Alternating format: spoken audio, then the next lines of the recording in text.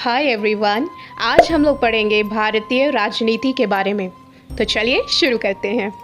16 अगस्त सन 1947 के स्वतंत्र भारत में जब पहली बार राष्ट्रीय ध्वज लहराया गया, पूरे हिंदुस्तान में आज़ादी की एक नई परिभाषा लिखी। अंग्रेज़ों के अधीन 200 साल की गुलामी और पीड़ा के बाद भारत अंततः स्वतंत्र हुआ। आज़ादी के बाद भले ही भारत अब एक स्वतंत्रता देश था, लेकिन अभी भी एक लंबा रास्ता तय करना बाकी था। भारत स्वतंत्र तो था, मगर सामाजिक, आर्थिक और राजनीतिक समस्याओं से मुक्त होना अभी भी बाकी था। भारत आज़ाद तो था, मगर एकता का अभाव था। भारत अपने में ही अनेकों छोटे छोटे हिस्सों में बटा हुआ था और आज़ाद भारत की सबसे बड़ी ताकत एकता में होने वाली थी। एक ऐसा देश जो अलग अलग भाषा, धर्म, संस्कृति से परिपूर्ण होने के बाद भी एक संपूर्ण देश हो। इसी कारण भारत की सबसे बड़ी चुनौती थी इन छोटे छोटे टुकड़ों को एकत्रित करना। ब्रिटिश पार्लियामेंट सन 1947 में द्वारा ने ब्रिटिश इंडिया को 2 नए स्वतंत्र एक्ट पास किया गया। इंडिया पाकिस्तान हिस्सों में बांट दिया। भारत और पाकिस्तान इस बंटवारे से सिर्फ 2 मुल्क ही नहीं, बल्कि हजारों लोग, उनके परिवार और साथ ही बहुतों के सपने बढ़ गए। इसके साथ सांप्रदायिक दंगे, रिफ्यूजी क्राइसिस और भूखमरी बढ़ने लगी।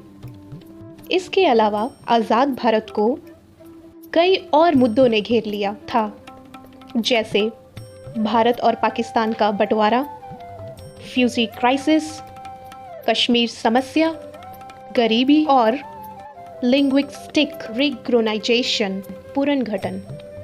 अगर हम कश्मीर राज्य के समस्याओं के बारे में बात करें तो इस राज्य का हिंदू शासक श्री हरि सिंह भारत या पाकिस्तान में से किसी भी मुल्क के साथ मर्ज नहीं करना चाहते थे। वे अपना स्वतंत्र राज्य चाहते थे। भारत में 562 रियासतें थीं, जिनको भाषा के आधार पर बांटने की लोगों की मांग थी, और इसके चलते अक्टूबर 1993 में मद्रास के तेलुगु बोलने वाले क्षेत्र को अलग करके आंध्र प्रदेश भाषा के आधार पर गठित होने वाला पहला राज्य बना।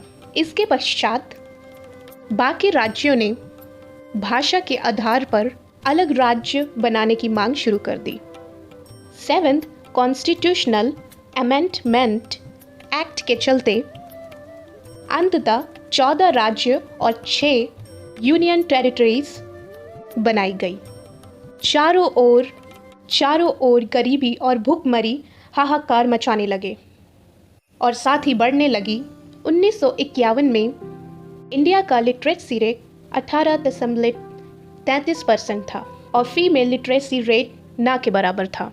जवाहरलाल नेहरू को स्वतंत्र भारत का पहला प्रधानमंत्री घोषित किया गया और डॉक्टर राजेंद्र प्रसाद को राष्ट्रपति उपाधि से नवाजा गया।